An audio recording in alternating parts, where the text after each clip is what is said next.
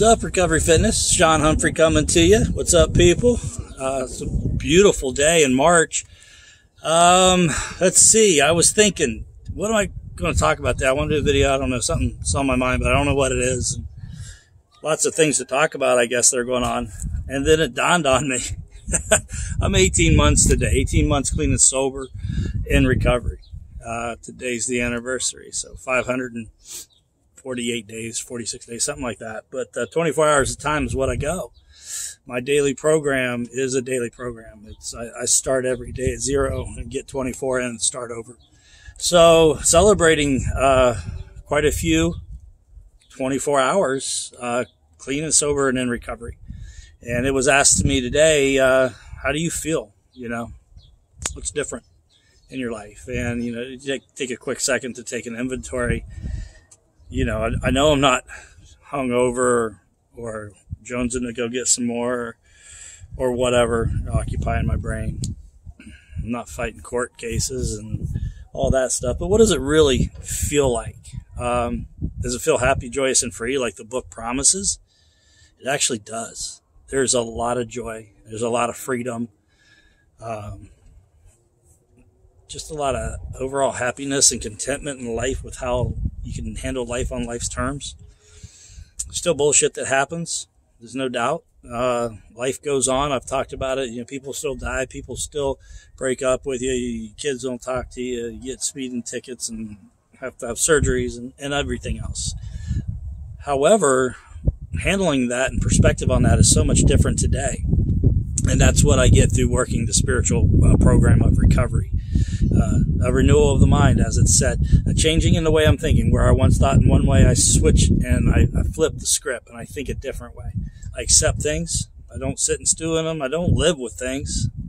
I don't have to. I don't stay in things that are negative for extended periods of time. I accept that may be the situation and I find my solution. Kind of the serenity prayer, you know, accept what I can, or, you know, change what I can, have the courage to do so, accept what I can't, and, you know, the wisdom to know the difference. So, living happy, joyous, and free, having to be, being able to accept life on life's terms and not dwell on things and be angry.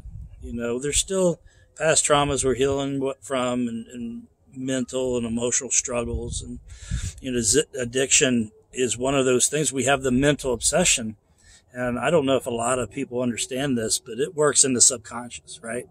So if I get 8 hours of sleep, my addiction, my mental obsession's been working against me for the 8 hours I've been asleep. Sometimes I know this because I wake up and I remember using and drinking dreams. Sometimes I know this because I feel awkward and uneasy when I awake. And sometimes I don't realize anything or maybe nothing happened. But, you know, that the disease, the mental obsession runs wild in my head. During those 8 hours, I'm subconscious in my dreams. So, you know, I got a daily reprieve contingent upon the maintenance of my spiritual condition. I'll say it again. A daily reprieve contingent upon the maintenance of my spiritual condition. So I better start that when I wake up because it's been working against me for however many hours I was sleeping. So what do? I do the 5 or 6 things that I was told to do in recovery, in the beginning of recovery that have served me well. So I wake up, I pray. I automatically get out of my own head and give it all over. I can't control shit. I don't know shit. I'm just going to do the best I can today. Lord, direct me. I meditate on anything that might come into my head from that. So I've done 2 things. I've prayed. I've meditated. I'm going to go get some literature in me. I'm going to read something about recovery, something I can identify with or something I can share with another person later. I'm going to call a sober support or a friend. I do this daily. I got to talk to someone, even if it's text. I go to meetings. It's not the end-all, be-all for me, but I make sure I got at least a home group meeting that they know me and expect to hear from me and make sure I'm doing okay and vice versa. And then the final thing I do and make that decision in the morning, it has to be done every day. As I make a decision that no matter what happens in my day today, I will have the mental fortitude to not pick up, not use, no matter what. You're not going to get me today. So if I do my 5 things, I pray and meditate, read literature, sponsor, sober friend meeting, the 6th thing's going to stay. I'm guaranteed to not get drunk or high. Now, if I falter on these 5 things and I get a couple of them and then a couple days go by, I'm still over here, I'm still sober, I made a decision, well, this is going to get weaker and weaker. It's going to go away. So I got to make sure I do those 5 things in order to have that decision and have it stand, and to be in recovery, to be happy, joyous, and free. Ain't nothing worse than a dry drunk. I don't want to just be sober. That shit sucks. Who wants to just be sober?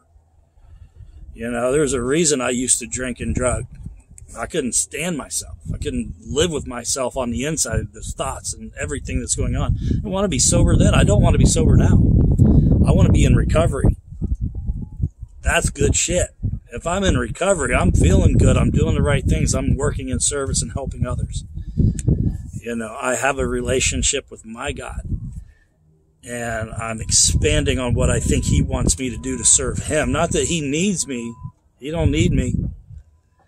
But I think he calls me to serve him by serving his people and helping people. So my mom touched on it today. Her mom told her, like, if you're sad or upset, you just go find somebody to help. Well, that's what we teach in AA. If I'm being selfish, I need to get out of self and go serve someone and do some service work. If I need to do a 10-step, there's 5 parts to that 10-step. And the last part is I resolutely turn my thoughts and actions to serving someone else. Because if I've been selfish in any way, I need to get out of self and serve someone. And what great that does in the world. So, what am I celebrating today? I'm celebrating recovery, 18 months worth of it. Trials, tribulations, all of it. Some people, I wouldn't change a thing. There's things I wish I didn't have to go through, but I am where I am today because I did. I certainly would change some of the hurt that I put on people over the years. There was a lot in my path, but I'll make those amends as I can. Ask for forgiveness. I'm not going to live in the past. I'm not going to do it, but I'm going to do right today and continue to do right tomorrow and the next day by the grace of God. So love you guys. Take care.